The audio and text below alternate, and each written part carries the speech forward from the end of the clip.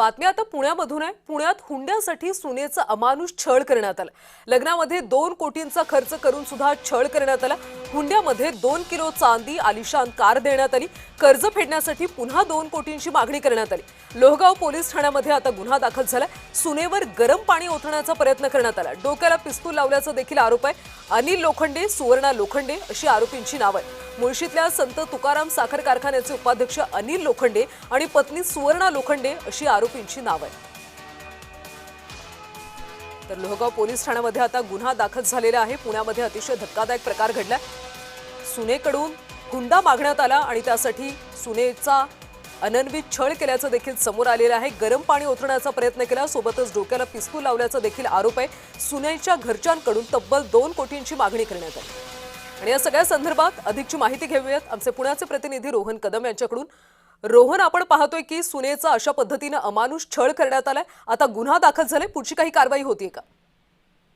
कल्याणी, खरं तर पोलिसांनी या सगळ्या संदर्भामध्ये कारवाई जी आहे ती केलेली पाहायला मिळते। खरं तर लग्नामध्ये 2 कोटी रुपयांचा खर्च असेल, 2 किलो चांदी असेल, आलिशान 4 चाकी गाडी असेल, हे सगळं हुंड्यामध्ये जे आहे ते या सुनेकडून घेण्यात आलेलं होतं आणि तरी देखील तिचा छळ जो आहे तो केला जात होता आणि यामुळेच वैष्णवी हगवणे घटनेची पुन्हा एकदा शहरामध्ये पुनरावृत्ती झाल्याची चर्चा जी आहे ती सुरू आहे। खरं तर शेअर मार्केटमधील 2 कोटी रुपयांचं कर्ज फेडण्यासाठी अक्षरशः या सुनेला डोक्याला पिस्तूल देखील लावण्याचा प्रकार करण्यात आला होता। तिच्यावरती गरम पाणी देखील ओतण्यात आलेलं होतं आणि या सगळ्यामुळे पुण्यातील लोहगाव पोलीस ठाण्यामध्ये गुन्हा जो आहे तो दाखल करण्यात आलेला पाहायला मिळतोय। आणि हे जे काही कुटुंब आहे ते पुण्यातील ग्रामीण भागातील लोहगाव नगरच्या असेल किंवा एकंदर मुळशीमधले असेल यांच्या अतिशय राजकारणाच्या माध्यमातून प्रस्त असलेलं पाहायला मिळतंय। कारण का मुळशीतील संत तुकाराम साखर कारखान्याचे उपाध्यक्ष अनिल लोखंडे आणि त्यांची पत्नी सुवर्णा लोखंडे अशी आरोपींची जी आहेत ती नावं आहेत आणि या दोन्ही सासू सासऱ्यांनी जे आहे